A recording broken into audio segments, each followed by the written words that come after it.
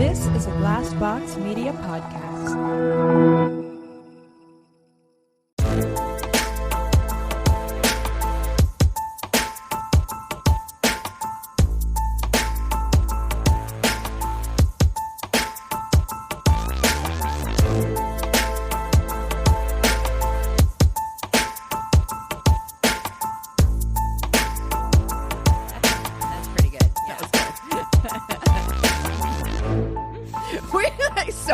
About the dumbest shit.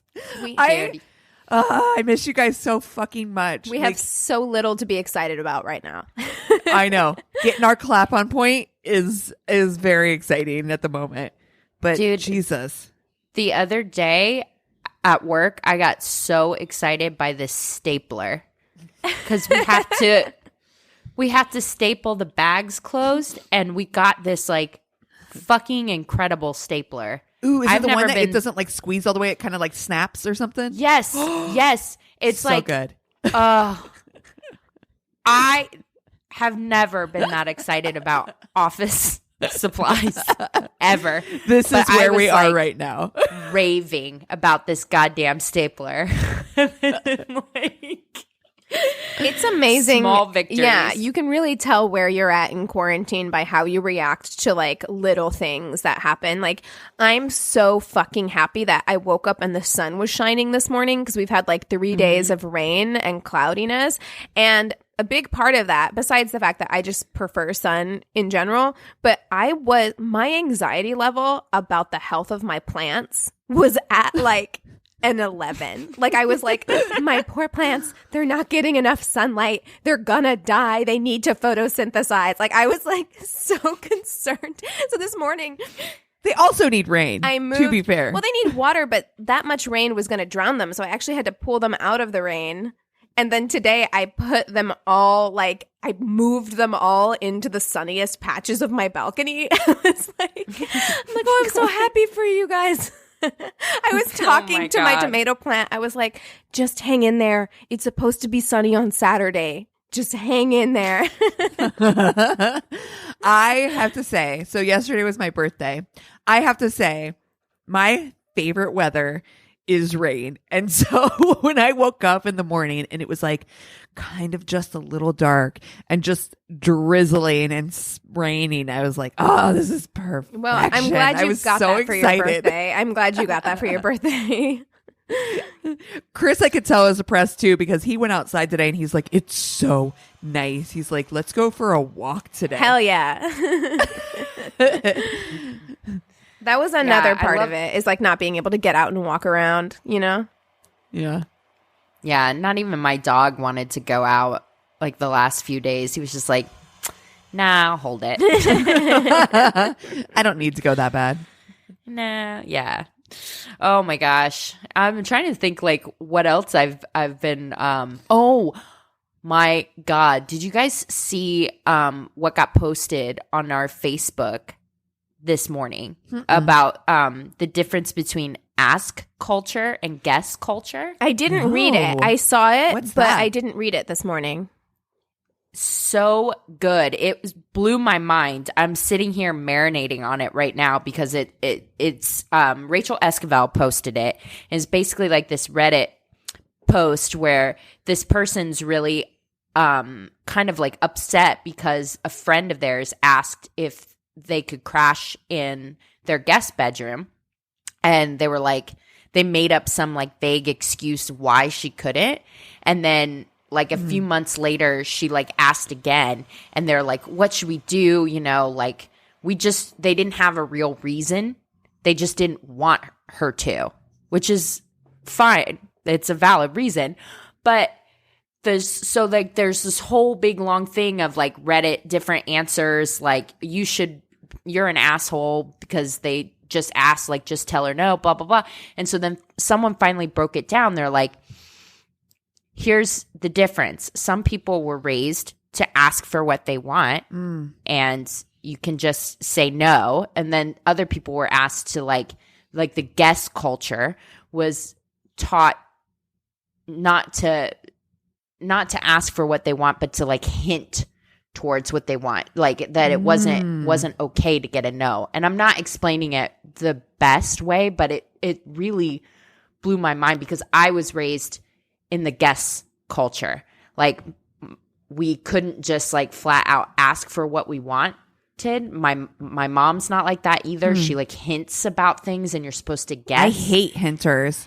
Right. That's so funny. But I think it's a cultural thing because it's perceived as being rude. Like you're overextending yourself or you're being presumptuous to ask for certain things. Like that's how I am. And I think it comes from that culture of maybe that guest culture. I don't know. I didn't read the article, but I am definitely the type of person who never, ever, ever wants to put anyone out or put them on the spot or make them feel like they have to do something for me. And I feel like if I ask, then I'm making them feel obligated to say yes. Correct. Yeah, that's guest culture. And I'm that way 100% there. Yes. I'm just like, I have to try to get them to like offer, you know what I mean? And Or I'm like, or I want to test the waters. I want to gauge the reaction to see how they're really feeling about it. Because if I'm getting the vibe that like they would be okay with it, then I'll ask because I'm like, oh, it's something that's not putting them out and it's something they want to do.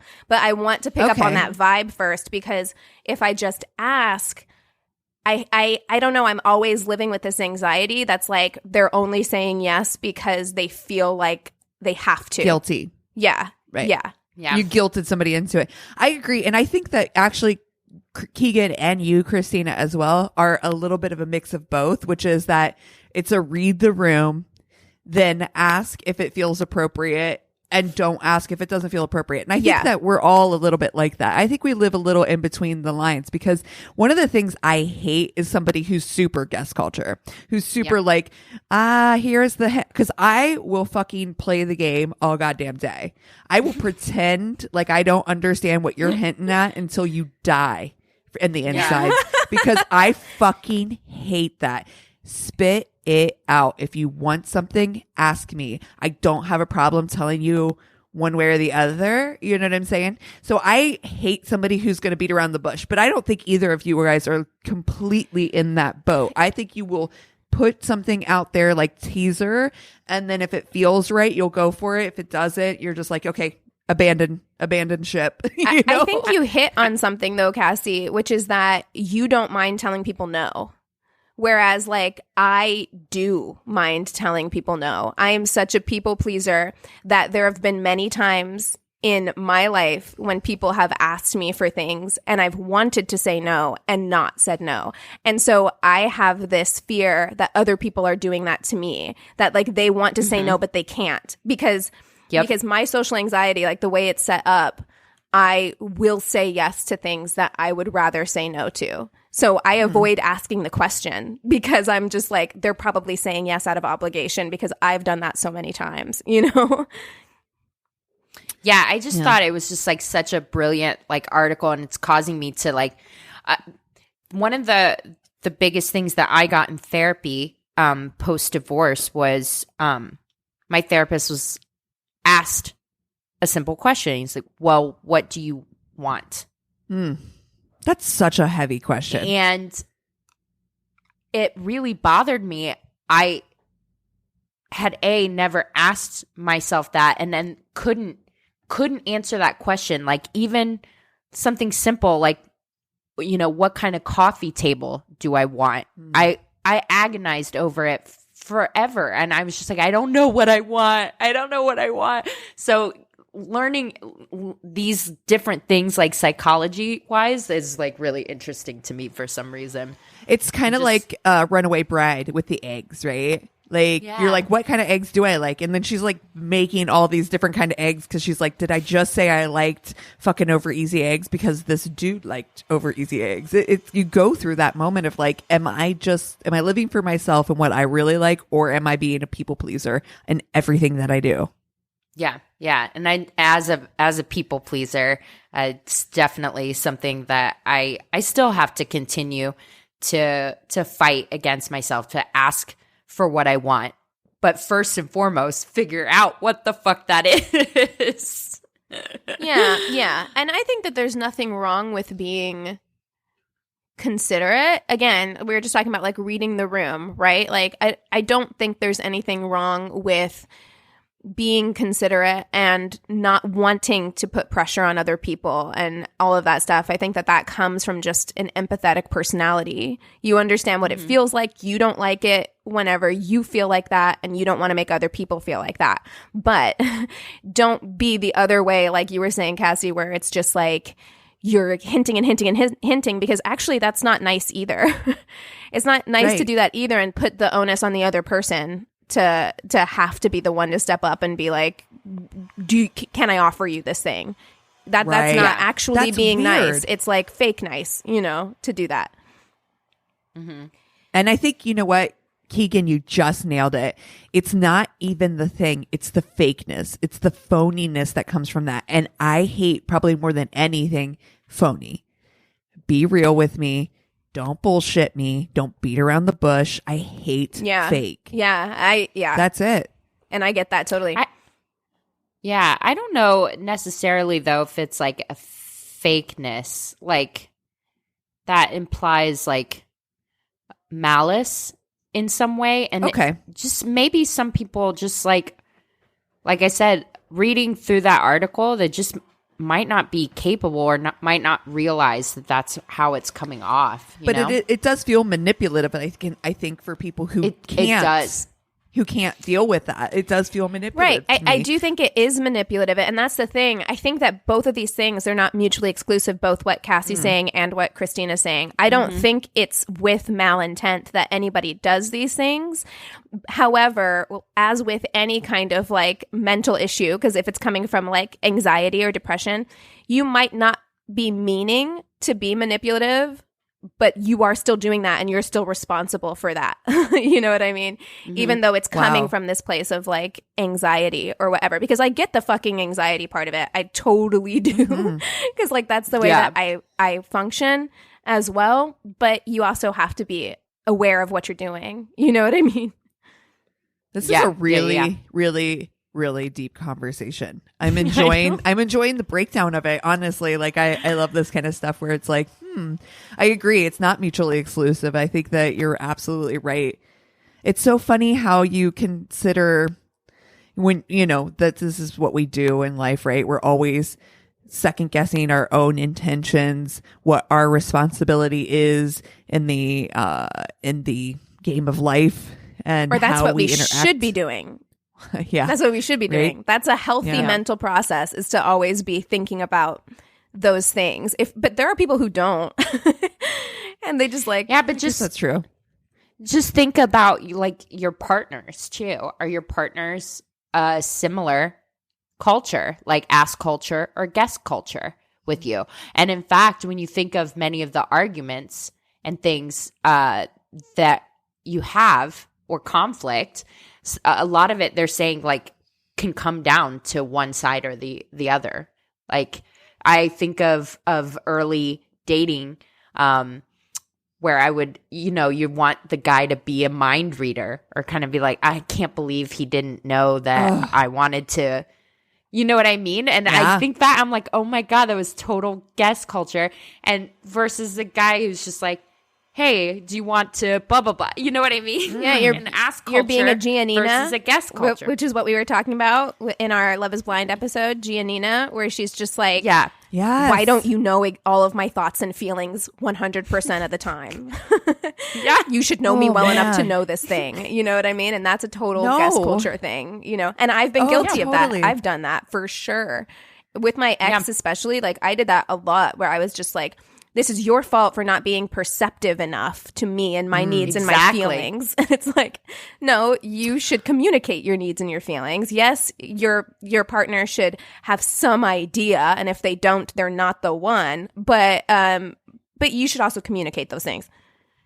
Yeah. You know what? Yeah. That's actually a really good point, because Chris the other day, so for example, like you should be intuitive enough to understand like, oh, you're upset. Maybe I don't understand why. What's wrong? Please, let's talk about this. That is irresponsible, and that is being intuitive. But, if like, for example, the other day, I was in bed watching a movie that was recommended by our good friend Brian. And oh God, I can't remember the name of it. It was a George Clooney movie. And I swear to God, I was ready. I was so angry. These fucking bratty ass kids in this fucking movie. I was ready to like lose my shit. Chris walked into the bedroom and I was just giving him like real shortness and I didn't even realize I was doing it. He's like, "Are you okay? Like you seem mad." And I was like, "I don't know. I haven't eaten yet." I couldn't even put my finger on it. And I was like, "Oh, you know what it is? I'm mad at this fucking movie and these goddamn kids. They are fucking horrible." And so Chris is like getting the brunt of like this weird anger. And he's like, "Are you mad? Like, where is this coming from?" But he was intuitive to like understand like immediately, like I can perceive that something's going on. Right. Where is this? Where's the ripple effect of where you're at right now? But you know, and I was like, I couldn't even articulate it for a second because I was just like, I don't even know where this is coming from. Let me diagnose this for a second. You know? Oh my God. Yeah. So you should be with somebody who can recognize when you're in a bad mood or like what's going on with you. Like you should absolutely be with someone like that. But question it too. Not just accept it, but question it. Like, this is weird for you. Why are you acting this way? Yeah, are What's you going okay? You know, they should be able to tell that, but they shouldn't be able to diagnose the problem. And also, I think the big problem that happens here with this kind of culture is like you expect them. You get mad at them when they can't diagnose the problem. And you don't tell them because you're like, well, if you can't figure it out, well, then I guess you just don't you don't deserve to know. So I'm just going to silent treatment you for the next 2 days. You don't even know me. You don't even know. So, okay. To God. Transition, speaking of Giannina, you guys, Carlton is not okay. I have been on his Instagram. Yo. Okay, so someone shared this to our Facebook group, and it was Diamond. I guess all of the Love is Blind people did that Don't Rush challenge, right? Where they look busted, and then they like cover the camera, and they come back, and they're looking like fine, right? They're all like done up. Mm-hmm. And so they did this thing, like all the Love is Blind people, and Diamond did it. And Carlton posted it to his Instagram, and oh no, let me read his caption for this. Oh no. I would tell my ex-fiance at I Am Diamond Jack how beautiful she is in this Don't Rush challenge, but she rushed to block me after the reunion. Can y'all help me get through to her? I'm over here in quarantine reminiscing about the pods. I'm going to do something special for whomever helps me at least get unblocked. I miss you, beautiful. I'm sorry for being defensive and acting like a damn fool. I'm waiting on you to unblock me like I'm waiting on this stimulus check, baby. Oh my it's God. so no, cringeworthy. no. And then the next few things that he posted a picture of himself and Diamond from the reunion. And she says, looks like she's trying to escape out of that picture. Yeah, she's like, oh. Mm-hmm. And with the caption that says, "It's Wednesday, # still crushing."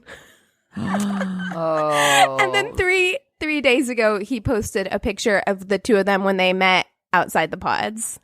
And I'm like, sir, you have got to let this go. She blocked you. She blocked you after that reunion when you forced that fucking ring on her finger. She blocked you. Sir, you have to walk away. It's so uncomfortable. Yes. Oh my Yikes. God. If you ever really, really, really, really liked somebody who didn't like you back. Oh, yeah. And I did some really embarrassing shit. So I get it. But not publicly. Not like that. Not like that. Not like that. Not like that. Yeah. I'm like, I'm cycling through some shame receipts up here right now. Yeah. Like, oh, yeah, I don't fault. Wow. Like, that's why I always try to give people grace when we read some of the stories that we read and stuff like that, because I'm like, looking back, especially when I was younger, like looking back on the shit that I did to get attention from guys or like whatever, so embarrassing. So embarrassing. But this, sir, first of all, Love is Blind was shot in 2018. honey, it's Sir. 2020. She blocked you. It's over. Wow. That's the title of that episode. She blocked you. blocked It's you. over. Sir. Respect the Sir. block. Respect the block. Oh my god. Oh, man. Well, you guys are listening to My Worst Day. I'm Cassie. I'm Keegan. Sorry, I was drinking some coffee. I'm Christina. We have a new patron. Yay! Since last time. And just FYI, you guys, I did get a big batch of, if you just became a patron, I got a big batch of thank you letters and stickers and buttons, wherever you are out. I actually ran out of stamps. So I have one sitting in my out box, and then our new patron, Madison Rushton, I will be getting that to you ASAP. But welcome, Madison. Thank you, Madison. Thanks, Madison. And we're actually we're talking about new merch. I don't remember if we decided to, I think, do a new design, and maybe we'll do a sale on some old stuff and switching up our Patreon rewards yet again. So look out for that. That's going to be coming up in the next few weeks. So get in while the getting's good, you know? Maybe we should ask for some feedback on that too, because one of the things that we've been doing for our patrons at a $10 level is doing an early release without ads. Would you prefer to do something different? Because we're not sure if that's something that people want. Yeah, I was thinking about like if we could do like a coffee cup or a wine glass or something like that for the $10 level. Like that would be kind of fun, especially like the wine glass, because we do the cheers at the end. So yeah, talk to us. Patreon patrons, let us know what you want. You know, what you're jonesing for. Who should we FMK this week? Let's do our quarantine snacks. Yes. I like know it. what Christina's quarantine snack is. We had a full-on Dude. discussion about it. I have rediscovered Doritos, which I don't think I've had since fucking high school. I don't know why I let that snack out of my life, if I'm honest. I've wasted Years. So many Years. good years you could have had with Doritos. many good years. And I'm talking just classic nacho cheese Doritos. Oh my God, dude. I've been slamming them hard. You know what? So. I feel kind of the same way about ranch dip. Not ranch, the salad dressing, but the dip that comes, like the Lay's dip that comes in like the glass jar. The can. Yeah, And it's what is in that it doesn't need to be refrigerated. you are supposed to refrigerate it after it's open. After opening. Yeah. It's got to be like sour cream. Because, okay, when this whole thing first started and the stores were fucking crazy and there was like nothing in the stores, and we went and I wanted to get sour cream and onion dip in the can, but they didn't have any. So they had the ranch. And so I was like, all right, this will do. And so along the same lines as you, Christina, I got Ruffles, just regular plain Ruffles chips and that ranch dip. And I went to fucking town. And then we ran out of the plain ones. And then Anthony went and he bought cheddar and sour cream. And I'll be damned if I didn't dip those cheddar and sour cream Ruffles in that ranch dip. Okay. And it was so you amazing. created a monster because you posted that, and Chris went and bought sour cream or the cheese chips and that dip. He went and bought it because he saw yours. And it's amazing. Like I am living for it. In fact, I'm almost out of that ranch dip now, and I'm like, fuck, we should have put that in our Instacart order. Yeah, Newt, I'm telling you, that's my period snack is I actually, because I want sour cream and onion dip, not French onion dip, the green onion dip, and those plain Ruffles. And that's like every period that goes in my cart. Shit's for delicious. Sure. And I was straight up like, you know, working from home those first couple of weeks, like I'm kind of hungry because we're all hungry all the time because we're bored. And I'm like, but I don't want to like fix a whole thing. So the amount of like working in front of my computer I did, just like dipping chips in dip, like so much. So that's probably my quarantine snack would be that. Yeah. Mine is white cheddar skinny pop. Popcorn. Oh my God. Are you talking about the one that comes in the black bag, the Smart Pop? It's no. Oh, with that, yes, that one's good too. I'll do either because there's skinny pop in the white one, but as long as it's white cheddar popcorn, that's where I'm at right now. White cheddar popcorn is delicious. White cheddar, also, I would argue, the superior cheddar. Like, I dig a like Vermont white cheddar on a cheese board. A Dubliner, a nice Dubliner on a shepherd's pie. Amazing. My favorite when I've eaten the white cheddar popcorn is after like 10 minutes of eating it and then licking that white cheddar off your fingers. Oh my God. Chef's filthy. kiss. Speaking of quarantine snacks, like last night when we were on our Zoom call for Cassie's birthday, I was eating a bag of sour Skittles that I'd had in my cupboard for a while. Same sort of thing, like dumping the sour Skittles into your hand, like eating all the Skittles, and then just like a fucking animal, just palm to tongue, like licking up the sour sugar. God. We're all nothing matters anymore. We're a mess. We're a fucking complete mess. Yes, I haven't talked about it on the podcast, but yeah, I cut my own bangs. That's where we're at in quarantine. Okay, that's what's happening now. That's who we are.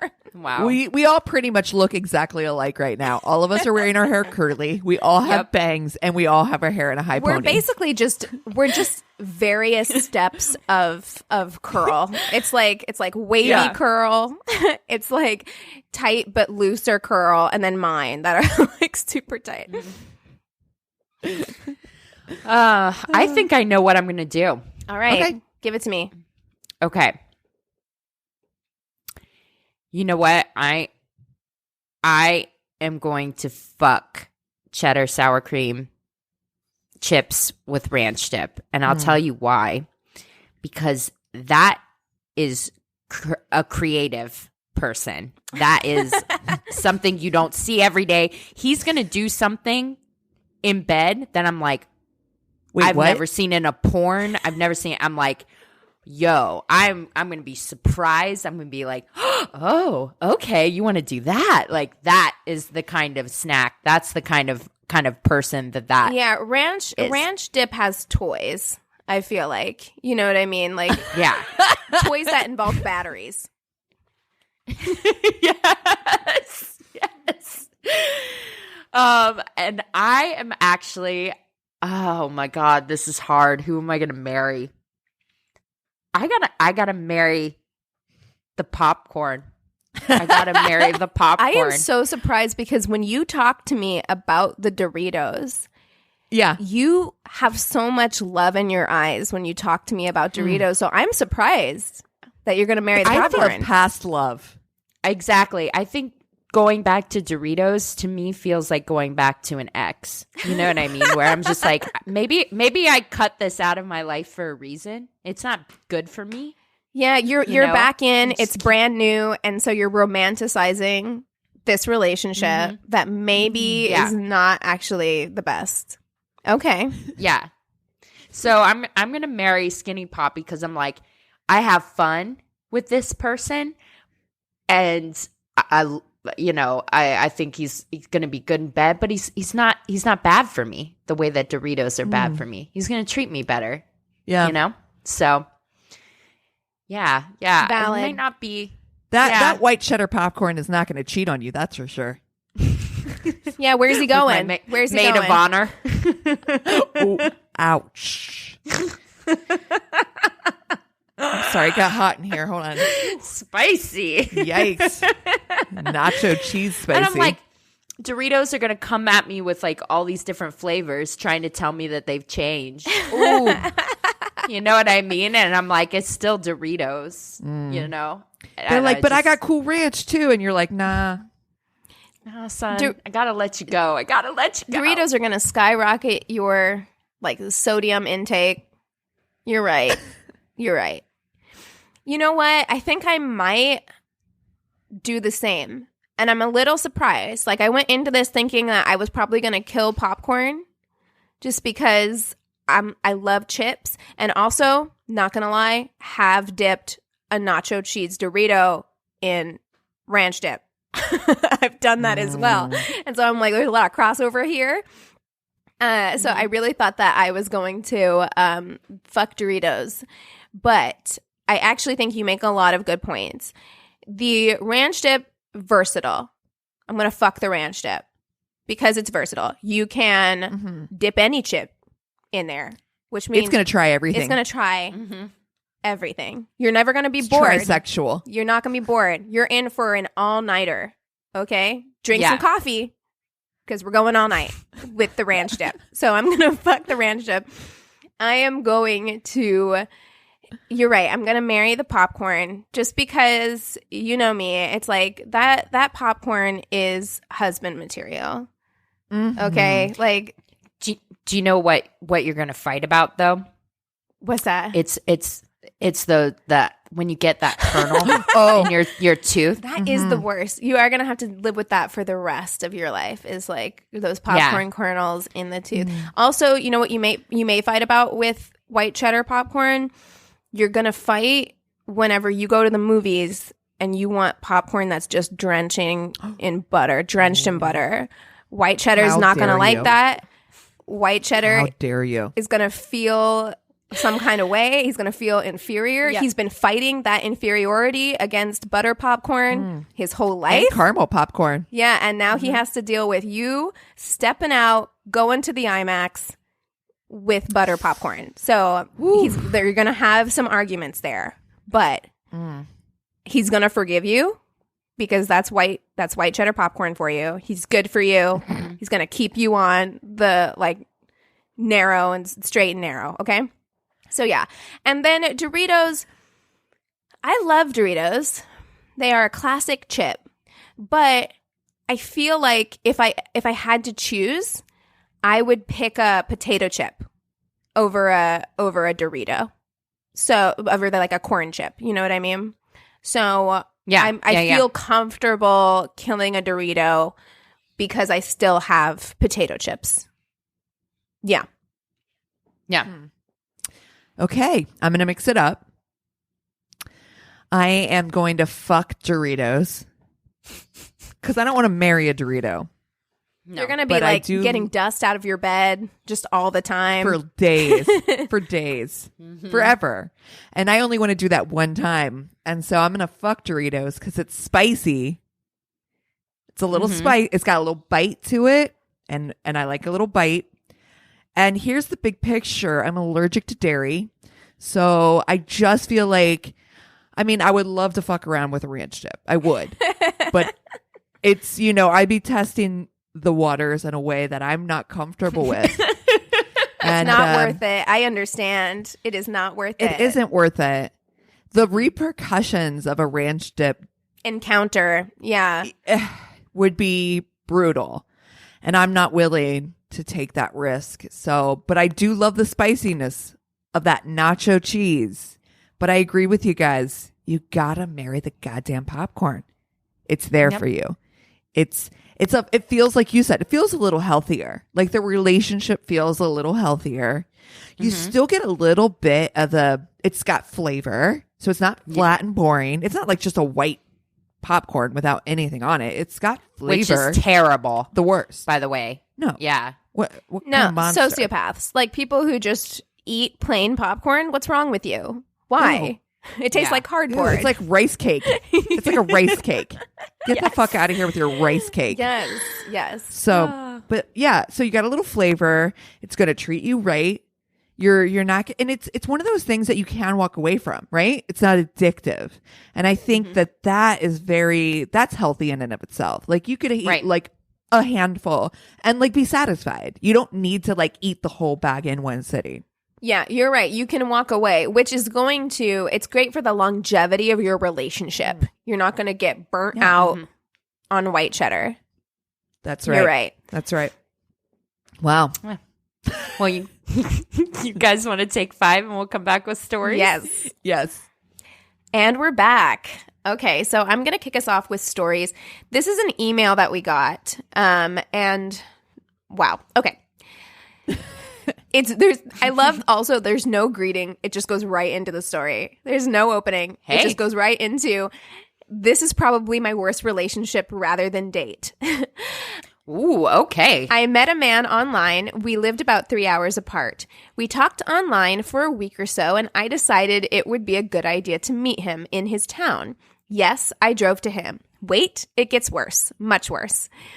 Picked him up at his job. He apparently was a dishwasher at a restaurant. Okay, that's fine. He had a job, no car, but he did have a job. I love, we're just like, look, This is where we're at. This is where we're at. We went to a motel that I rented. Oh, I almost forgot. He was in an open relationship. Well, 2 open relationships, a wife and a girlfriend, and then me too. Layers. So many layers. They go to a motel. Okay. So we had a hot, sexy weekend. I paid for everything. Everything. I left Sunday evening, drove home. We continued talking, and I was planning to go visit again a few weeks later. Somehow, I love this sentence. Somehow, and I'm not sure now exactly how it all came about, it was decided that he would move in with me. Wait. How? Wait. I have a million questions. It's the weirdest, most like random. I don't understand what's going on. It's like 0 to 100. So she says, so I drive back up to visit and pick him up. I helped him move out of his place with his wife, who I discovered wasn't really his wife, but rather a long-term girlfriend. After moving him into my house, I realized that he was very unmotivated to find work. Very. He hung out at my house vaping and playing video games. Not that there's anything wrong with that, except he was living off me. So there's something very wrong with that. Oh, no. There's something Fuck right off. extremely wrong with that. And I can't tell you what a fucking turn off that is. Yeah, you vape and play video games on your own time, sir. Right now you're doing it on my dime because I'm paying for all your shit. Absolutely not. Yeah. Blah, blah, blah. I introduced him to my family and friends. He had no shame in sharing with my friends how many jobs he'd been fired from. He lived with me for about 3 months. At the end of that time, I was visiting my family out of state. He was staying in my house that I'd left supplied with like 3 weeks worth of food and vape supplies. Oh, Before she left God. town, she like did a supply run. She's like, you have extra cartridges. And Wow. there's food in the cupboard. So you take care. My number's on the fridge. What in? No. I finally Googled his whole name. He had a different name on Facebook, a nickname. Plus, he created some confusion about what his real last name was. Major red flag, you guys. Absolutely. And guess what I found? All caps. Can't wait. Trigger warning. He was an unregistered sex offender who was supposed to be a registered sex offender. Many years ago, he had assaulted an underage 14-year-old girl. Multiple counts. I was sick. Just sick. I had to drive home from my family's, a 2-day drive, with this knowledge. I didn't let on that I knew anything. He was staying at my house after all. I had a friend on standby in case I needed backup. I got home, found that he hadn't mowed the lawn the whole time I'd been gone for whatever stupid reason. Apparently, that was probably his one chore. Least of the worries, I'm going to be honest. She's like, but you know what?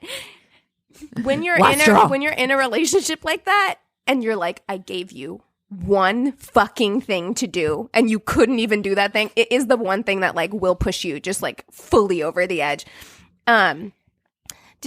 Woke him up and told him what I knew. He sat sadly saying, I knew this day would come.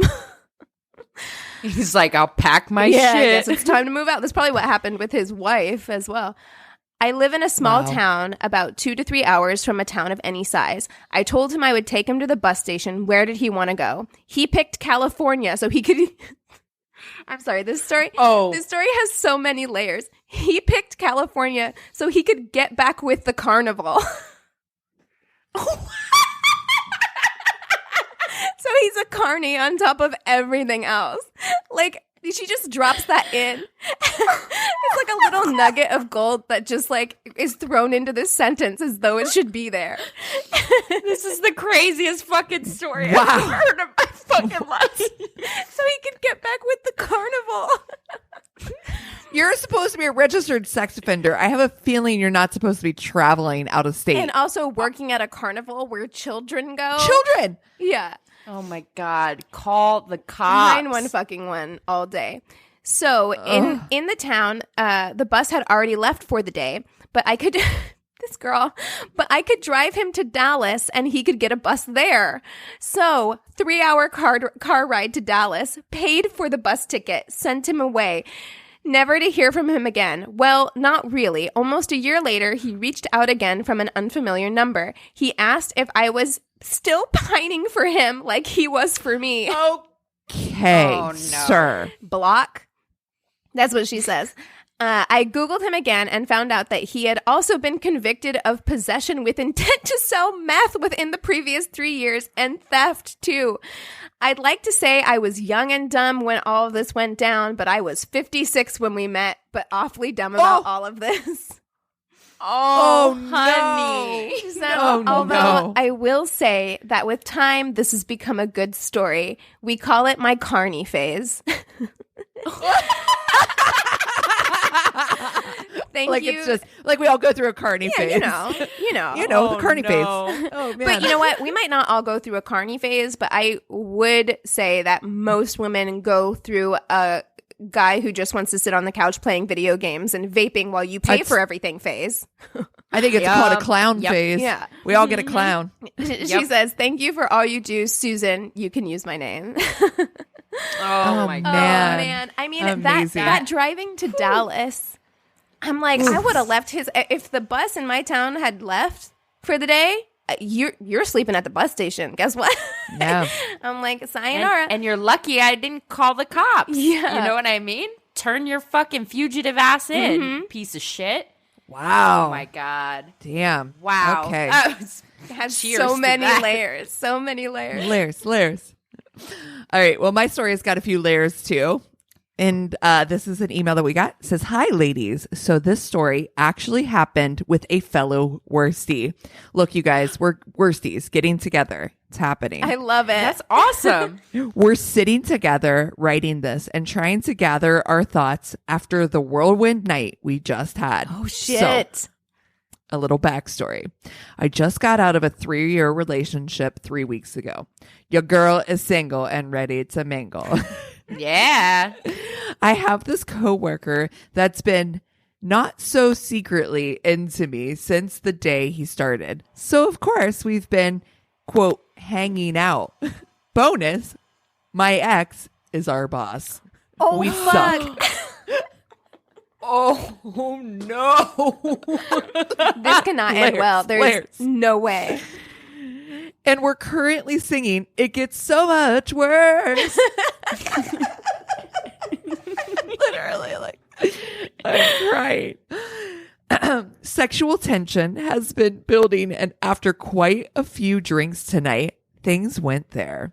This dumbass showed up with condoms that were too fucking small. He says, quote, power move.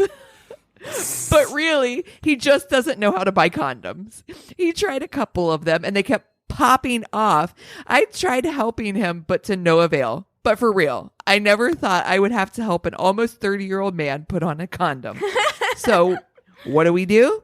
We go out at 3:00 in the morning searching for a place to buy condoms during a fucking pandemic. Everything is closed. Oh no.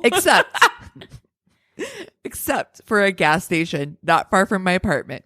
We rush inside. By the way, this is not good quarantining. I'm throwing it out there. Yeah, dude, that dick must be like pretty insane. You're like, do I want to catch coronavirus or catch that dick? She said, catch that dick. Well, I mean, I mean, the sexual tension has been building. all this Yeah. time. So And let's be honest, condoms not working, so they're getting bigger ones. and we're So bored. That's probably True. a huge part of it. Everyone is so fucking bored. Although he shouldn't have come over if you're social distancing. But we're not here to judge you. Okay. no, catch that dick, girl, catch it. Yeah, exactly. Just do it doggy style. You'll be fine. That's right, not face to face. 6 feet. 6 feet. That's the rules. I don't think that's how this works. That's not how this works. We rush inside, leaving the car unlocked and running because the blood wasn't exactly flowing toward our brains at the moment. We run inside for about 30 seconds when a guy comes in and says, "Hey, did you leave your car running? Somebody just took off with it." No. And, No. and of course, being the dumbasses that we are, we just both start laughing. We thought he was kidding, and we looked out the window and there was no car. Oh no. OMG. So I looked at him and said 911. We are so writing this into the podcast. Oh my God, I can't believe, you're in the middle of a crisis and you're like, but it's going to be a good story though. Oh my God. This is making my heart grow 3 sizes right now. I'm so fucking excited. He says, yes, that was our first thought. While we waited for the police to arrive, we bought the damn condoms because, When in also Rome. some snacks, just in case. Yeah, we were definitely in denial and using comedy as our coping mechanism. Oh, okay, same. What same. else can you do? I live in that world. Yeah, what else can you do in that situation? It's either get upset or just accept this is where you are now and wait for help to arrive. That's right. We're still laughing our asses off. The cop says he can't give us a ride, so we call an Uber. While waiting on the Uber, we trauma bonded with the Circle K lady, told her the whole backstory, to which she replied, "I got robbed at gunpoint last week." What the fuck? The things a girl has to go through to get some good dick. On our way home, we also trauma bonded with the Uber driver, told him the whole story, to which he replied, "That shit's buried now," referring to the car. We came back to my place and tried to figure out how this was going to work come Monday morning. How is he going to tell our boss the story about how his work badge got stolen? I obviously cannot be part of that story. So we came up with a fake story, and I guess he's just going to say here tonight. And tomorrow I get to meet his dad. LOL. Oh my God. But asking the important questions, did she get the D? I'm guessing. Well, I'm guessing. we'll find out. Oh shit, there's more. I'm taking it back to his truck that's at his dad's house. As we're writing this, he just said, "Oh no, I'm going to get ripped. Cassie's going to shit on me." Why am I going to shit on you? Oh. I don't know. I mean, I have nothing to shit on. This all sounds very much like a story we all could be in. Yeah. So yeah. here we are. We got robbed, did some trauma bonding, did some more drinking, but we got the fucking condoms though. He said, "You know what's going to make me really shitty is if these don't fit." Oh nope. my God. The fact that your car got stolen, but the fact that your dick is too fucking big, hashtag humble brag. I was gonna Side- say, yeah. I'm like, how big is your dick, dude? If you're Right? worried that these aren't gonna fit either, how big is it? I need answers. Yeah. I just need to know how you found a condom that was too small that it kept popping off. Did you get I've those never little seen finger that. condoms? Finger condoms. That you put over a Band-Aid? Yeah. We have them at God. work for, yeah.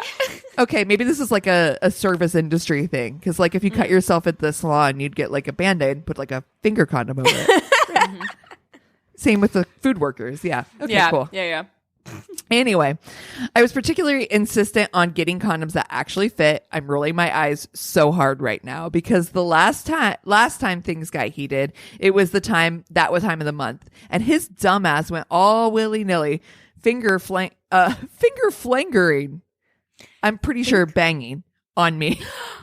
Just stuck him right up there. Oh no. Yes. And I was all, "Ope, we're from the Midwest. And he immediately goes, oh my God, we got to get out of here. Get that out of here. Oh, no. Like, you're going to die.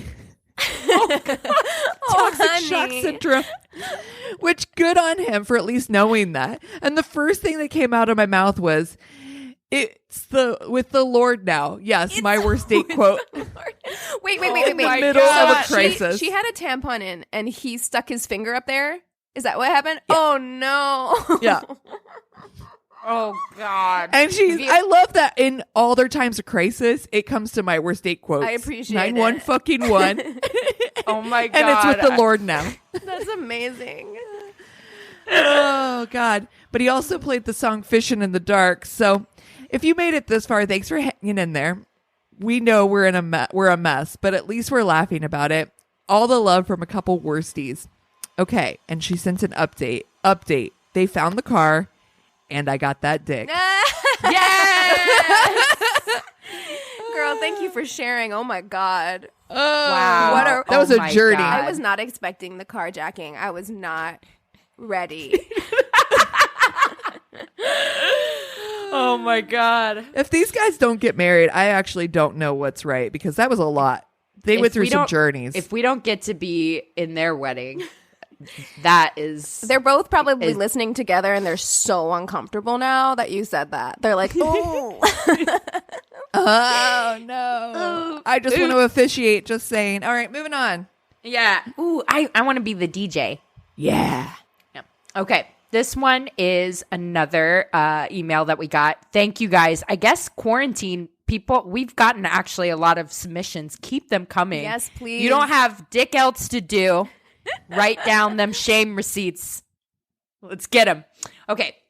So the subject of this email is his friends called him Starlord. Oh, don't no. like it. I'm concerned. Yes. Hey, friends. First of all, I love the podcast and I'm a fellow murderino and hope you all are well in the midst of the pandemic. Take a seat, buckle up, and brace yourself because I'm about to take you on a ride for this story. That's quite These the are some intro. serious journeys. Yeah. The summer after I graduated high school, I had moved out of my parents' house, moved in with a roommate, and a few months later, moved out after she started selling meth with her boyfriend out of our house. What a meth heavy episode. This is a very criminal heavy episode. There are fucking felons. There's meth use. There's carjacking. There's mugging. What's happening? Call is the a fucking meth. cops. Yes. Like, what are we, a Tiger King? Oh, my God. Hey, all you cool cats and kittens. This was also the summer that I discovered Tinder, so I was just sort of couch surfing and hoeing my way across Texas. You do you, boo. I love it. I love it. Thankfully, my best friend's family took me in, but not wanting to impose, I tried to sleep at other people's houses as much as possible. This is where the story really begins. I met a guy who we will call Kevin on Tinder. He said he worked for Calvin Klein. His picture was him with muscles and motorcycles and a whole bunch of sex appeal. What could possibly go wrong? Everything. I have 1,000 things here. I told him I would be down to hang out and gave him my best friend's address and had him come pick me up to go to his apartment for the night. Sidebar, looking back, this was so dangerous and I don't know how I didn't get murdered by a random person. We all have those stories. no. We all have those Yep. stories. All of us should have been murdered 50 times by now. Truly. I know. I definitely should have been like a People magazine story, you know?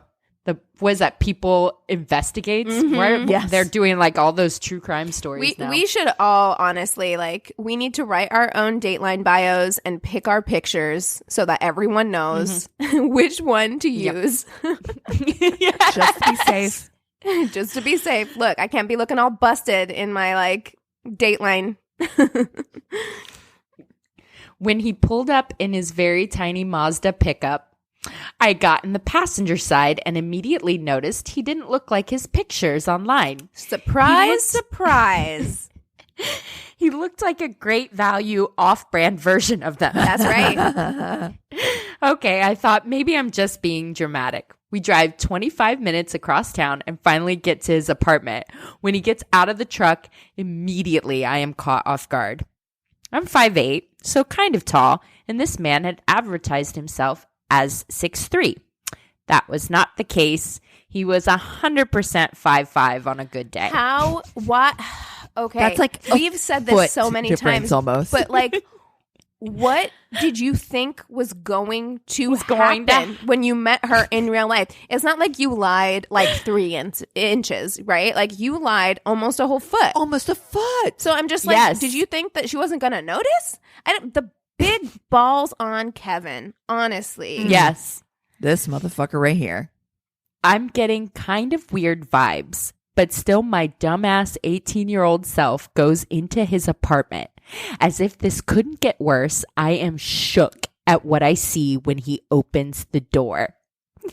He had no couch, no table, no furniture. His living room was literally 4 air mattresses shoved together, and he had a TV playing Parks and Rec.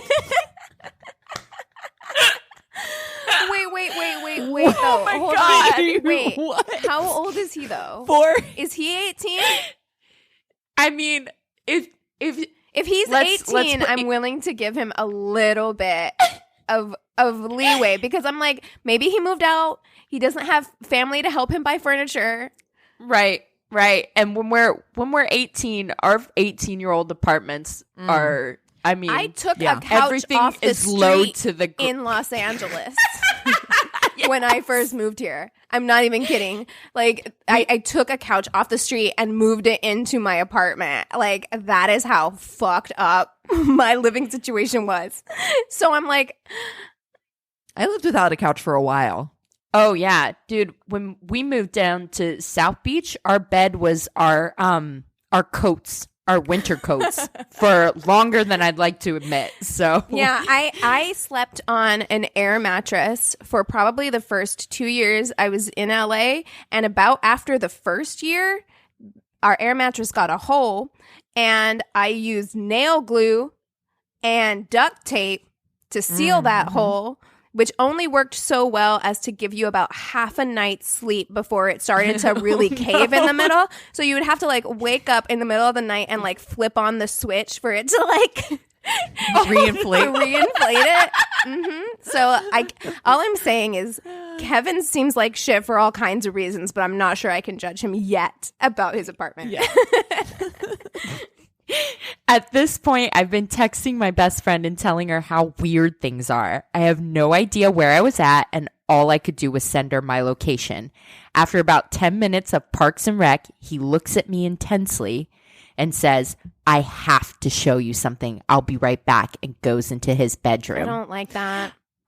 I took this as an opportunity to devise an escape plan. Me and my best friend, who we will call Katie, fabricate a story that she went over to her boyfriend's house and there was another woman there that claimed that Katie's boyfriend had gotten her pregnant. The plan was that Katie would call me freaking out, and that would be an excuse for me to get the fuck out of this situation. That seems like However, a very specific story, you know? I love it. Right. However, a few minutes passed and Katie stopped texting me. I didn't know it at the time, but her phone had died. About 15 minutes had passed and Kevin was still in his room. I kept hearing loud banging noises, so I braced myself for my inevitable demise. That's right. And waited. That's right. You should get the hell out of that house because he's definitely getting a murder room put together. Like, why is he hammering? Yes. What are you doing? He's like Dexter in his room. No. Suddenly, he burst out of his room with great pride, popped a hip, pointed a fake space gun at me, and there in 100% full Chris Pratt from Guardians of the Galaxy cosplay outfit, he said, my friends call me Starlord. That was it. Oh my God. I've gone through many things on dates, but I've never had somebody put on a fucking costume. Also, it's a costume that took him 15 minutes to get into. Like, it took this man 15 minutes to get into this costume, which means it's elaborate as fuck. And also, Kevin, now I am judging your living room situation because you bought what I'm sure is a highly expensive costume. He probably made it. Those things are not cheap, even to make them. Yeah. It's Yeah, expensive. You got money for crafts. You got money for a couch, motherfucker. Yes.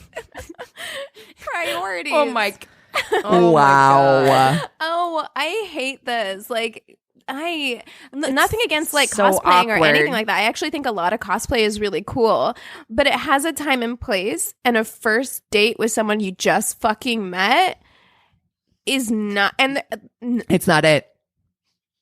Dude, my cringe level is like at like 110 right now. Oh my God.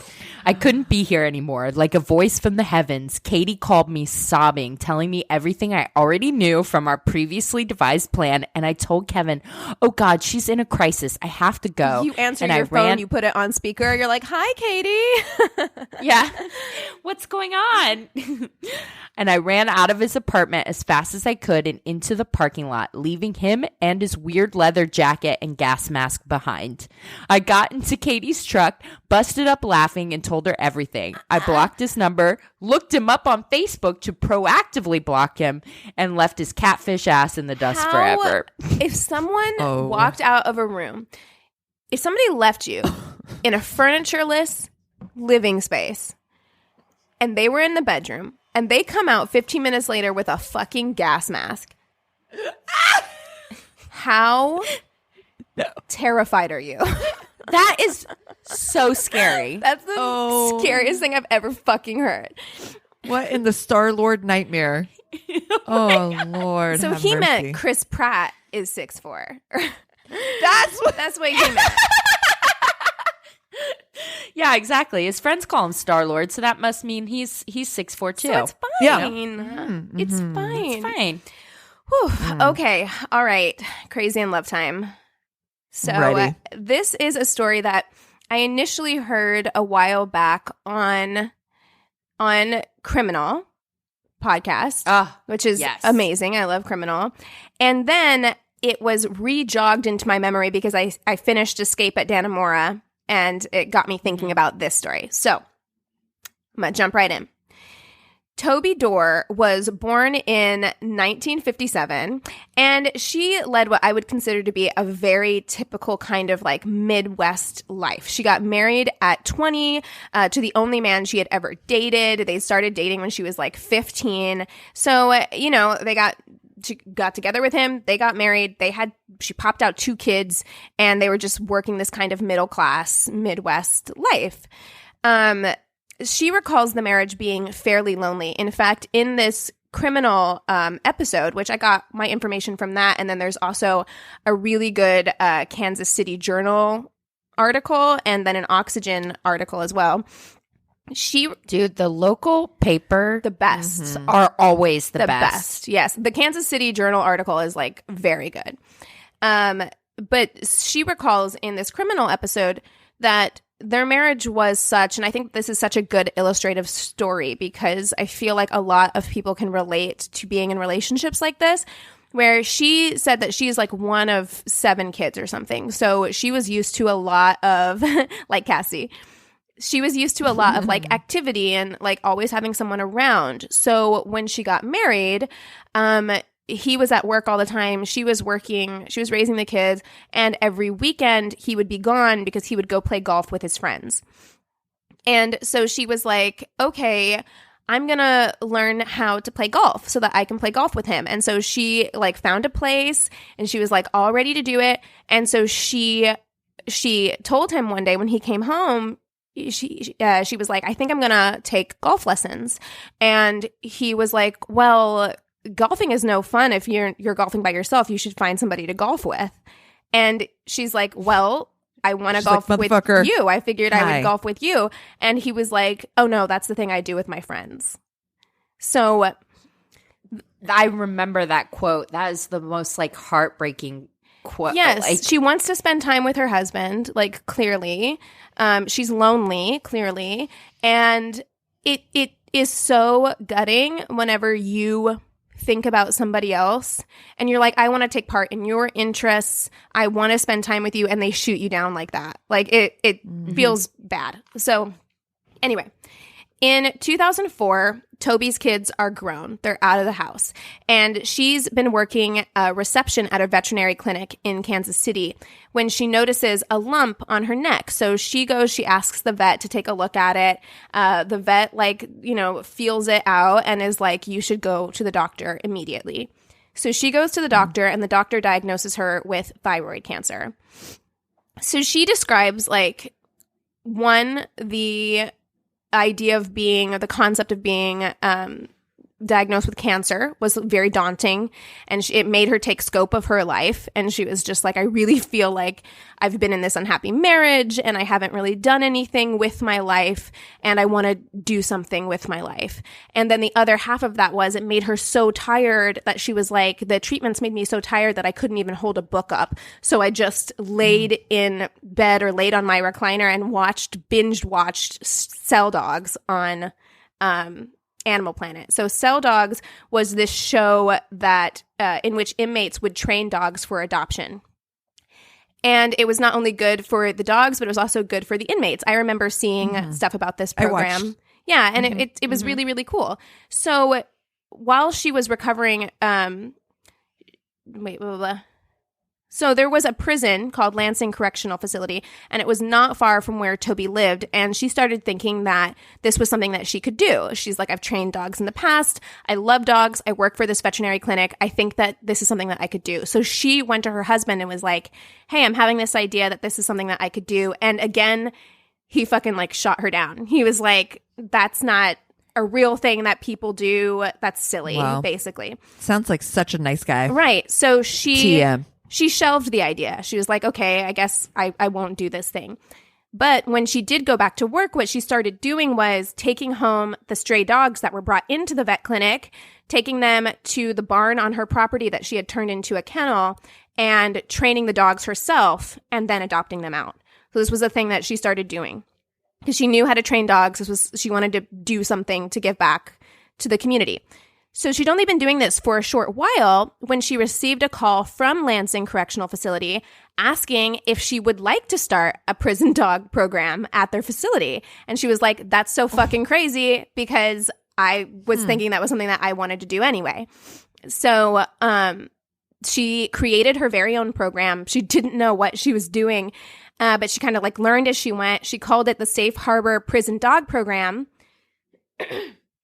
And that same week that she was approached by the person at Lansing, that Friday in 2004, she took 7 dogs into the facility to be trained by inmates. She is like, not wasting any time. Let's do this thing. So she wanted to make sure that the dogs were adjusted to a home environment rather than a kennel environment. So the dogs were allowed to stay in the cell with their assigned inmate. They even slept in the beds with the inmates. And Toby worked really closely with all the inmates to teach them proper care and training techniques for the dogs. So the program was a huge success. In just 18 months, 1,000 dogs had been through the program. And Toby, awesome. Yeah, it's awesome. Toby quits her job and she begins devoting herself full time to the program. And it's gratifying work, but it's exhausting. And her husband doesn't support her at all. So she's not getting any kind of emotional support. She's waking up at 5 a.m. and getting home from getting home from the prison at 10 p.m. every night.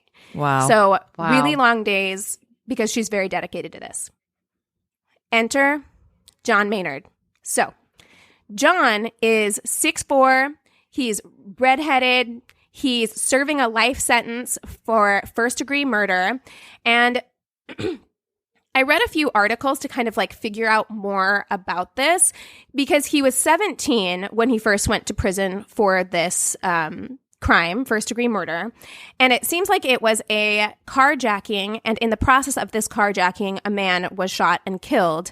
And John didn't actually shoot the guy, but how do you get first degree? It's not premeditated in any fashion. I don't know. No, because some states, if you're involved in a crime, like multiple people are involved in a burglary and one of the people shoots, you're all culpable. And they'll first degree murder applies to everybody that's fucking there doing the crime. Even if you didn't shoot. Yeah, and I guess that was what happened because he didn't shoot the gun, his accomplice did, but he was convicted of the murder anyway. And so he got a life sentence at 17 for a carjacking, which is, look, he shouldn't have been doing that, but I'm like, at 17, people do dumb shit, and it seems like it wasn't his intention to kill anyone. But anyway, so at this point, he's been in prison for about 10 years. He's about 27 at the time that he meets Toby, who is 47 or 48. So Toby typically walked around the prison by herself, which seems strange to me that they were just like, this is fine. You can just wander around this prison by yourself. It's okay. And at first she says she felt pretty safe because the dog handlers, the people who were in the program, really liked her a lot and she didn't feel like super uncomfortable. But she started getting like sexual comments, like people, like the men in the prison would like shout things or like say things. Because you're a fucking like bait practically. And I mean, you're around a bunch of men who have not probably been around a woman. Right. Yeah. Yeah. So she went to the warden and was like, I'm feeling uncomfortable. Can you guys give me an escort? And they were like, well, your dog handlers seem to like you a lot, so have them escort you around. And she said at first that worked. She would have like 2 dog handlers who would, come get her and like walk her around. But one day she had a confrontation with this guy because he wanted his girlfriend to adopt his dog and was like, she's going to come adopt the dog. And Toby was like, that's fine. You can have her adopt the dog. But like a week went by and the girlfriend hadn't come to pick up this dog. And so Toby was like, hey, you need to get your girlfriend here to get this dog because I need space. I need the space. And this inmate went berserk on her and like got in her face, started screaming at her, scared the shit out of her. And she realized that she looked over at like her dog handlers who were supposed to be protecting her. And I guess because of who this guy was in the prison, they were looking at their feet. They didn't want to interfere. They didn't want to get like, we're not stepping in on this right. one. So John Maynard swoops in and fucking gets in the guy's face, gets him to back off Toby. And so Toby at first was like, I'm never going back to the prison. She tells the warden, like, I'll run the program, but I'm not going back in there because I don't feel safe. And so they were like, well, do you feel safe with John? And she was like, yeah. And so they were like, well, every time you come to the prison, page John. And he'll escort you everywhere. He'll be your personal escort, essentially. So she was like, okay. So from then on, every time she went to the prison, she'd call John Maynard. He would walk her all around through the prison, everywhere she went. They were together a lot. Like she says in this criminal episode, she's like, we were alone together way more than we should have been. And she's like, we really got each other. We had lots of like really deep conversations. And in addition to that, like, she recalled a story about how her dad had been sick and she was at the hospital and she was at the hospital really late at night. And this kind of goes with what we were saying earlier is she wasn't her usual self. And he asked her, are you okay? Which seems like such a small fucking thing. But like we were saying, there is something about someone being perceptive enough about you to know that you're not okay. And so she explained the situation. She's like, I was up all night with my dad. And he was like, well, wasn't your husband with you? And she was like, no, my husband was like, well, there's no use both of us not getting any sleep. So you go to the hospital and I'll stay home. And so John Maynard kind of planted this seed of like, I don't know why you're married to someone like that. You don't deserve that. You should be with somebody who wants to be with you. And she describes that moment as being like kind of the first moment of like, you're right. I do deserve something else. And then of course, he could be that something else for her. So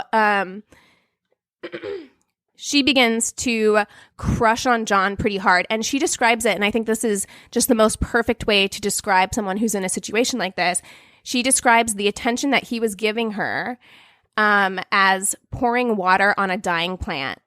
That he noticed her and he recognized her needs because she'd gone so long without anyone recognizing that she has those kinds of emotional needs. So they go on like this for a while, and then eventually he asks her, if I wasn't in here, would you be with me? And she said, yeah, I think I might. And to her, she says that what she meant by that was just kind of like, yeah, if things were different, I could be with you, I think. And to him, that meant like, well, okay, let's fucking do this thing. Let's get me out of this prison. So he tells her that he loves her and he wants a life with her outside of prison. So he slowly starts introducing this idea of escaping. And she says she doesn't really take it seriously at first, but the more he starts presenting her with ideas of escape, he was like, hey, I could hide in a UPS box and you could ship me out of the prison and then go pick up the box. She's kind of like, they're like, when has that ever worked? I don't think that would ever work. Yeah, I think you would probably like break something in the process. But he then mentions that he could hide in a dog crate and that she could sneak him out that way. And Toby eventually kind of like gets on board with this. And it's unclear to me. It's kind of similar to the escape at Dannemora where I'm like, was this just a fantasy that went too far and then you were like, well, no turning back now? You know what I mean? Like it was all fine and good to talk about it until it came time to do it. And then you're like, well, I have to, you know, I don't know. Yeah, I have a lot of like sexual fantasies that are like that. You know what I mean? Where you're just like, this is stuff that I like now, like here, not actually going to go do them in real life. So maybe she's like, ooh, let's just talk about when you get out of prison. This is hot. You know what I mean? I'll sneak you out in a dog crate. Yeah. Yeah. Let's invite your friends in. Oh, wait, no, but not in real life. Yeah. Exactly. But she does eventually get on board with this plan. And so they start planning actually in earnest at this point. She takes out $40,000 from her 401k. She buys a truck for them to use when they're on the run because she's like, we can't use my car and we can't use the van that we use for the dogs. So she goes and she buys this pickup truck and she finds a security unit place that's between her house and the prison that when she goes to check it out, they're like, oh, we're brand new. So we don't have a security system up yet. And I'm like, well, that seems like a weird thing to say. It was like a storage unit place. Yeah. But she's like, this is perfect. There's no security cameras. There won't be security cameras for the next few weeks. So I will get a unit here. So she gets the unit. She puts the truck in one of the storage units. And they start figuring out how they can actually get him out. So to get him out, they need to put him not only in a dog crate, but they need to put him in a cardboard box inside the dog crate so that they can't see him like through the slats. So he is 6'4", and this box is 3 feet tall. And they're like, how do we get him in there? So he tries a number of ways to get himself to fit into this dog crate. Eventually, he loses 25 pounds in order to fit in it. And also he has to contort his body. He said he had a dream about how to fit into it after like many failed attempts to get into this box. Oh my God, he's me. Yes, he had a dreaming dream about solutions. Mm-hmm. And it worked. He I think it was something like he managed to pull his leg like up over himself. He like contorted himself to be able to get into this box, but he was able to do it. And so they pick a date. They're like February 12th. I wonder if that's like in time for Valentine's Day. But February 12th, 2006, they decide that that's the day that they're going to do this. And their plan is for Toby to pick up the dogs for adoption that day. That was the planned day that she was supposed to pick them up. And also they liked that date because it was supposed to be really cold. And in general, nobody wants to stand outside in the cold. So there'd be less people watching them, like watching what they were doing. So she told prison officials that when she came to pick up the dogs, she also needed to pick up some supplies that she'd left in a spare dog crate. And she requested to have the crate picked up and brought down to the van in a wagon. So their plan was to load John onto the van from the wagon, dropped the dogs off at her home kennel because there was supposed to be a volunteer coming the next day. So she's like, the dogs will be taken care of. Someone will come get the dogs. They won't be like abandoned. And then we'll go to the storage facility, get the truck, and hit the road. So February 12th rolls around. It's snowing. It's cold as balls. Toby arrives to pick up the dogs, and the wagon is late. And she's got all these inmates standing out there with their dogs in the cold, like shaking, like, hey, fucking, can we put these dogs in the fucking van so that we can leave? And she's trying to buy time because she doesn't want to load all the dogs in and then just be sitting there waiting for the wagon because she thinks it'll draw too much, like, suspicion. So if she's about to leave, she's like, okay, he knew how important this timing was. Like, I'm about to just load these dogs and leave, and we just won't do this thing. But just then, the wagon comes around the corner, and she's freaking out because John Maynard is so heavy that it's like pushing, like the wagon is like straining under the weight. Like the tires are like almost flat. And she's like, she's like, God, someone's going to notice. She's like, dog supplies, leashes and shit. It's not that heavy that it would be weighing this wagon down this much. But nobody does. Nobody is suspicious. And so she lets the inmates load the dogs into the van, and even 2 or 3 of the inmates lift the crate containing John in it into the van, and she drives off. She drives right out through the gate. They never checked like what she brought in or out because they just trusted her that this is what she was doing. So she described that feeling of like, they're going to notice he's gone. They're going to stop me like any minute, but they don't. And so at first, and my story would have been, I didn't know he was in there. I had no I thought clue. it was my supplies. I had no idea. It's all on John. I don't know what to tell you. But at first she thinks John didn't make it because she asks if he's in the car and he doesn't respond. And she describes feeling like a certain amount of relief. She's like, oh, okay, I'll just go about my day. I'll go to this adoption event. It's fine. My life is normal. Nothing crazy is about to happen. But then she describes in the moment when his arm pops out of the box, just like one arm popping out of the cardboard box. Oh, no. Oh, no. And then she hears him laughing because he realizes that they've done it. They've gotten out. And so he gets out of the box and he's like, drive, like, go. So they drop the dogs off at the kennel. They go back to the storage unit.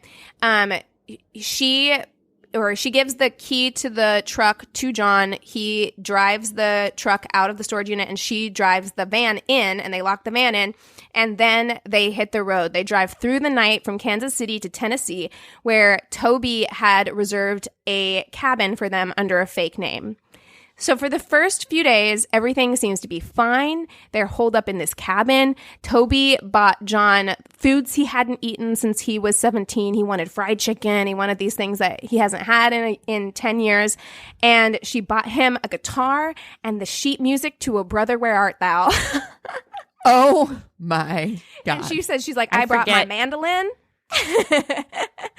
And I think that's so funny because I'm just like, it's so on the nose. He's all man of constant sorrow. Yeah, like, it's so funny that you would pick a movie about a jailbreak. Like, it's so on the nose to do that. Mm-hmm. But some other things that were found inside the cabin, this is just because I'm like, I need to include this. So, of course, eventually they're caught. And like what they found in the cabin were novels, sex toys, a blue parakeet, and the materials to forge identification papers. I was like, you guys went and bought a bird? What? Why? What? I know. So weird. You know what we need for this? A bird. Blue parakeet. And those bitches ain't cheap, I feel like. I feel like they're expensive. So there are kind of differing stories about what went on while the two were on the run. Some articles say that Toby was the happiest that she'd ever been, and John says that he was happy to be out and to be with Toby.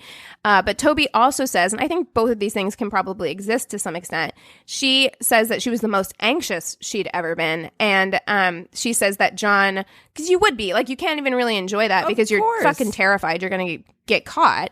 And this is a woman who was described as literally never having done anything wrong. Like, in one of the articles I read, it was like she was one of 7 kids, and she was the one kid who the parents didn't even give a curfew to but would come home before all their other siblings who did have curfews. Like, she was a good, like, didn't run a stoplight kind of person, you know? So her anxiety was like through the fucking roof.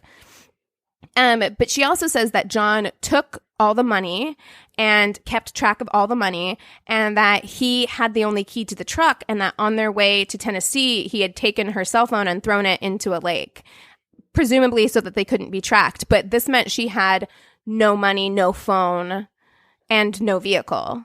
So yeah, I can imagine she's probably pretty nervous. Eventually, John starts to grow restless. He wants to get out of the cabin. He hasn't experienced life in a really long time, so he wants to, like, go see things, do things. And she's like... go from one prison to another, you know? Yeah, she's like... Yeah, he's like, I'm done quarantining. And I'm like, I get it. Same. But she's like, I don't think that's a good idea. We need to lay low. And he's like, no one knows we're in Tennessee. It's fine. So they start going out. Like, a couple days after they're in the cabin, Toby's like, we went to Nashville to look at guitars because that's what John wanted to do. And then after that, we pretty much went out every day and, like, experienced new shit every day. So one day, the two put on some wigs. They got their wigs. They got their tea hair on. And that's not, like, suspicious. I know. You know what I mean? At you all. always know. I'd be like, why is that motherfucker wearing a wig? You got this middle-aged lady wearing a wig and this tall-ass 20-something man wearing a wig just hanging out together at the mall. It's like, that's like you do. strange. It draws attention, certainly. It does. Yeah. So the two of them, they go to Chattanooga, to a mall in Chattanooga, and they go to see an IMAX documentary about lions. Which I like, of course. Yeah, I'm like, that's fucking funny to me. And then they go to Barnes & Noble. John buys Toby a copy of Where the Red Fern Grows. They go to Sears. I'm like, wow. fucking Sears. Just living that Midwest mall out. life, you know? Yeah. And when they leave the mall, they walk past two police officers who are standing outside. And I can only imagine, again, as an anxious person myself, the amount of, like, be cool, be cool, be cool, be cool, be cool. Don't do anything. And this is from that Kansas City Journal article where a U.S. Marshal officer, Ray Stewart, he says, believe it or not, the two, Young and Maynard, so at the time Toby Dorr was Toby Young, walked out of a Barnes & Noble store at the mall where the deputies were attempting to set up a rally point. So they had gotten a tip that they were there. And then also later on, whenever they're trying to figure out, like, how they got caught, Toby was like, she had, like, some of the paperwork for the truck that she had purchased sent to her cabin in Tennessee. So she was like, I was a really bad criminal. And I'm like, honey, yes, you were. Yeah. Mm-hmm. And so the two got into a pickup truck and they were like, hey, that's the pickup truck we're looking for. So the cops follow them out of the mall, and Toby and John notice that the highway is closed. And they're like, that's weird. And so Toby, again, sweet baby angel, is, like, confused. She mentions to John, she's like, oh, there must be some kind of accident. I don't know. And John is like, Toby, honey, no, they're here for us. This is for us. And so that's when she turns around and she notices dozens of police vehicles. Like, she says maybe 30 or 40. She's like, she's like, every kind of, like, law enforcement organization, like highway patrol, fucking sheriff's office, like every kind of police vehicle is behind them. And again, she's so, like, Midwestern mom where she's like, I didn't understand what all this was about. She's like, they could have just turned on their sirens and we would have pulled over. I was like, who do they think we are? Oh, man. So she says that they decided to just pull over because John asked her, like, you're in this too, so what do you want me to do? And she's like, just pull over.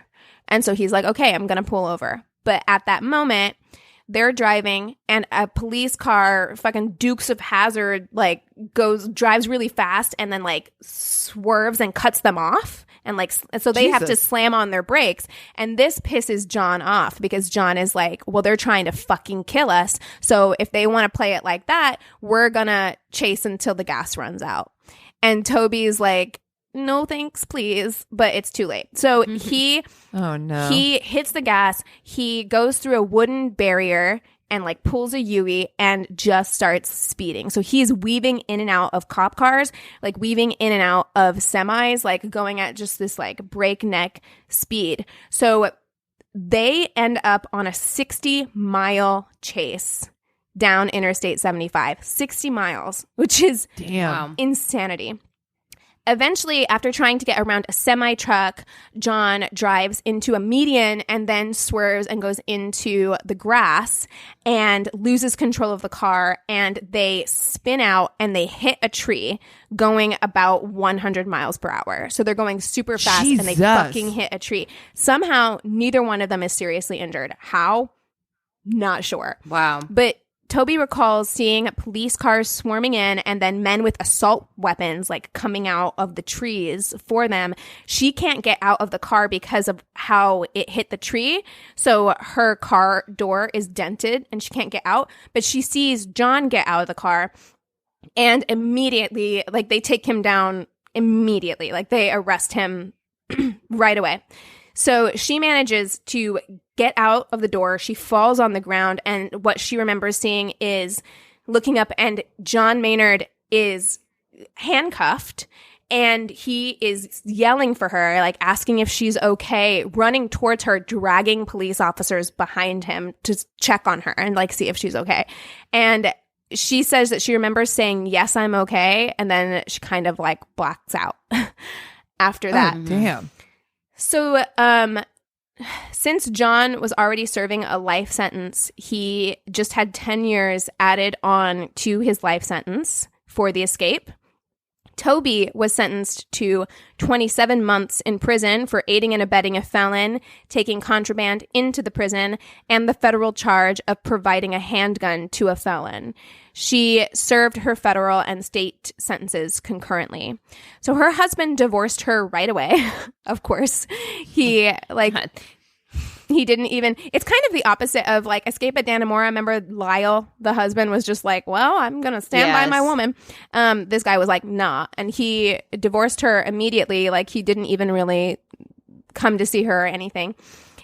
Served her with divorce papers. Her sons, who were 25 and 21 at the time, have never forgiven her, and they don't have a relationship anymore.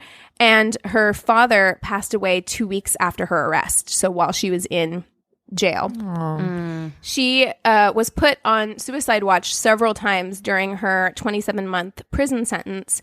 But today she says that she believes that she was in prison for the right amount of time and was able to reflect on herself and her actions, and that the friendships and relationships that she created with other women in prison are some of the strongest she's ever had in her life, and that it's what got her through.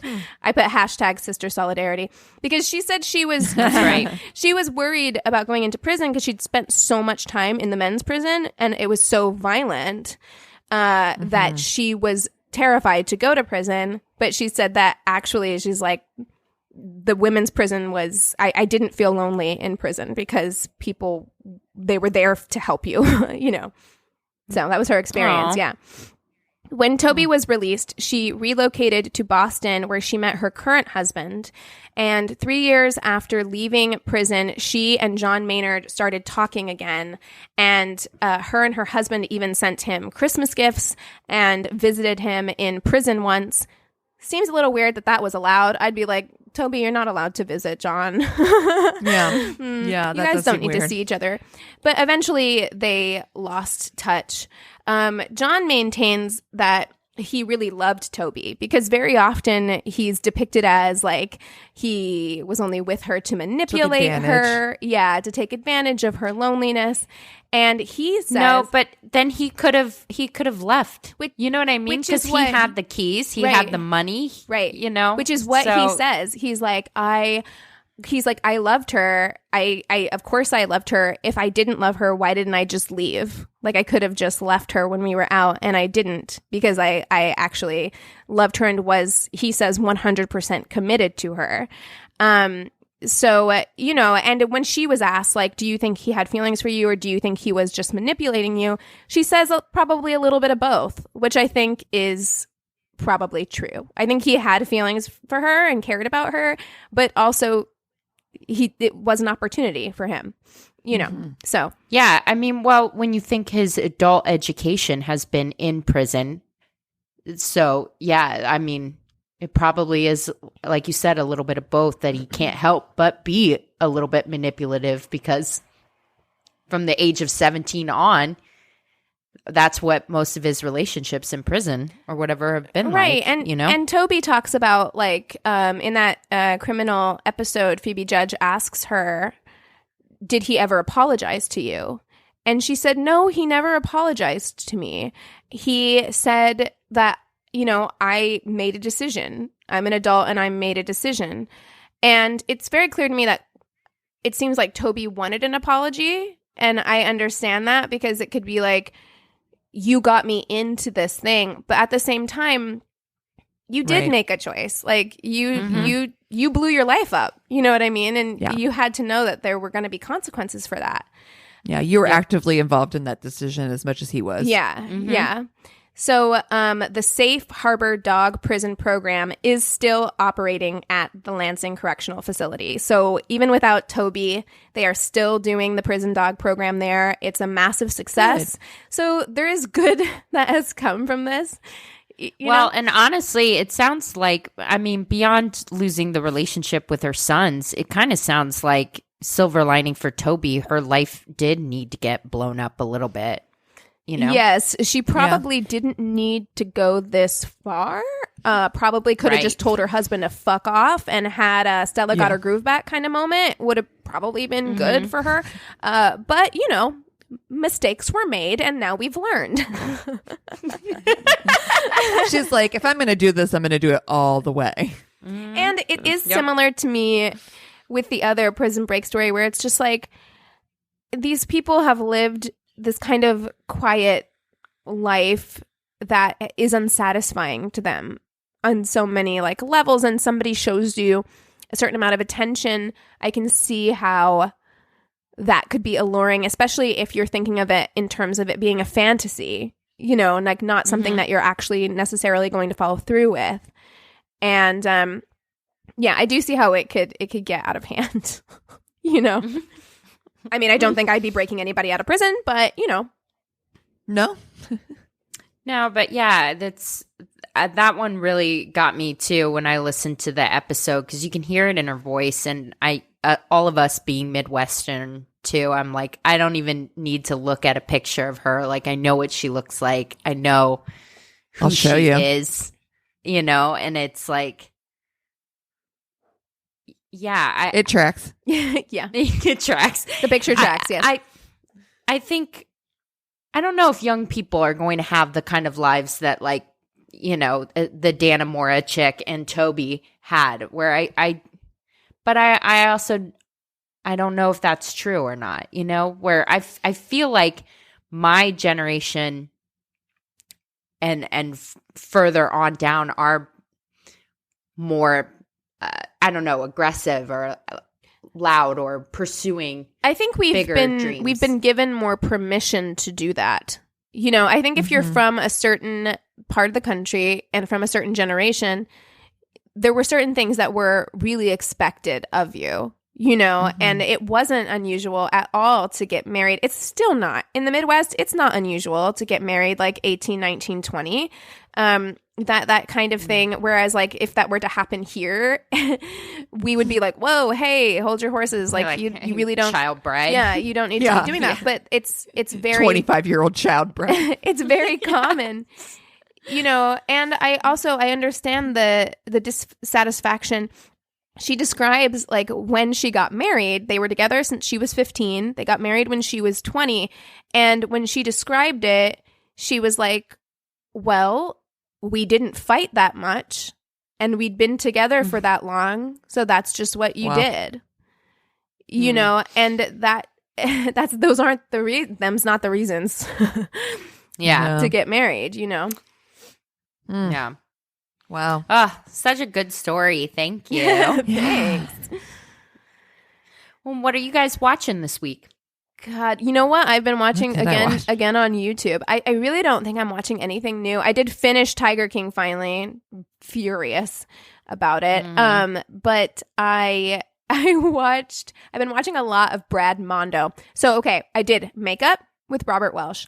I did skin with James Welsh. And now I'm on to hair with Brad Mondo. Oh my gosh. Cassie, when I'm watching these like reaction videos of like a hairdresser reaction to bleaching fails where like all of the fucking hair just falls out. Oh no. It's cracking me the fuck up. And I'm like, we should do one for our YouTube channel of just Cassie reacting to hair fails. It's amazing. I want to see that. Oh no. I watched one where her hair looked like soup. Like it was it was so bleached. It was like rubbery. It was so fucking weird. I'm like, what? Yeah, it turns into like bubble gum basically. It's disgusting. Yeah. Oh my God, I just Okay. got chills. Yeah. I got chills. Cassie's like, I'm gonna have Thanks, I hate nightmares. it. Actually, I'm gonna have nightmares. But I think we need it. I was gonna take a nap after this, but I don't think I can sleep now. I think we need Cassie reacting. I watched one. This was not a Brad Mondo video, but I actually couldn't get through it. I had to turn it off because I was watching something. It came up on my Facebook. This woman, she had fucked up her hair with bleach. Same kind of situation. It was all sticking together when it was wet. And she was like, I am sick of my hair. I've overprocessed it. I need to start over. So she's like, I'm stuck in quarantine. I'm going to cut. The knife? Yes! She didn't have scissors. She didn't have scissors. She got out a bread knife. Serrated bread knife. She's holding her hair up and she is sawing. I thought she was gonna cut herself. I couldn't watch it. I was like, had my phone turned toward Chris. I was like, tell me when it's over. What am I doing? That's a breakdown. That's Yes. like Britney 2007 But breakdown. she says in the right video, there. she's like, don't worry, I'm not having a mental breakdown. And I'm like, I beg to differ. I'd Aren't like to you? politely disagree. That's what someone having a breakdown would say. And also, I'm fine. This is fine. This isn't a breakdown. This is totally okay. you're a full-grown woman who doesn't own a pair of even kitchen scissors. Like, a pair of regular scissors would be better than what the fuck you're doing. I couldn't finish the video. I watched like 3 I have minutes of it, concerns. and I was like, I'm going to back out of this experience. Immediately, if It not looked sooner. like it hurt. I hate Oh it. my God. I hate it. I swear to you. I couldn't watch the whole video either. I have no clue what happened. But I also died a little inside. I've been watching. So first and foremost, I just want to tell you guys that I actually finished and I went through not Killing Eve, but Fleabag because I fucking so fucked up that show. I realized how it happened. I watched 2 episodes of the first season, and then I think I watched episode 3 or 4 or something of season 2. So it was such a fucking mind fuck, and I was like, I don't know what the fuck's going on. So I actually watched the whole thing the way you're supposed to, in a normal order that makes logical sense, and I loved it. It's hilarious, and still she's a need to fucking mess, and watch I still it. love it. Oh, it's so I need good. to watch it. So good. And my favorite is the relationship she has with her sister. That is absolutely the show. That is the show. Those two are perfect. It's hilarious. When she They're gets that so- goddamn haircut, Oh my God, yeah. girl, crying laughing. Like, and Jesus. Claire. Oh my God. Anyway. Oh my God. Yeah. But the thing that I watched that's new is called Home Before Dark, and it is so good. Chris and I have been calling it the baby Veronica Mars, but it's a true story of this girl who breaks the news. Like, she's a little journalist, and she breaks the news about this murder in her town that she moved to, and has like this little newspaper that she puts out. It's actually really fucking good. It's on Apple TV. Oh, okay. Okay. Super good. I've been binging like nostalgia. I talked about this on our Crazy in Love movie, but yeah, I've watched League of Their Own, which is just a fucking fantastic movie. Love that it movie. always makes me feel good. And then we also have Fried Green Tomatoes My favorite to watch, which oh is my God, I fucking love that movie. It's one of my favorite movies Tawanda. of all time. That movie is so good. yeah. So good. Yeah. I've seen it so many times, like in my childhood, but I haven't seen it in a long time. So I'm very excited to watch that. I think I'm going to put that on and eat some tacos. Hell yeah. Here in a minute. Yeah, I guess I will say I did watch, and I mentioned this on the Crazy in Love movie that's going up on our Patreon. I did watch Cabin Fever, the Eli Roth film. Do not do it. Don't do it to yourself. It's truly one of the worst things I've ever put my eyes through. Don't do it. I don't know anything about it, and I guarantee like Cassie can't do it. There are hillbillies. Ain't gonna be me. There's a skin-eating virus. There's a kid Not gonna named be for Dennis me. who bites people and also kung fu kicks off of a porch. Shit is weird. I hate it already. It's got a kid in it. Oh my gosh. Well, you stuff that we should watch, or you have kick-ass stories. Or if you just want to reach out to us and say hello. Yes. We need it. We need it. Yeah. We need the contact these days. So reach out to our one-stop shop of a website. It's myworstdatepodcast.com. Yeah, we hope that you guys are staying safe. We love you. And we love you so much. Cheers. This is a Glass Box Media Podcast.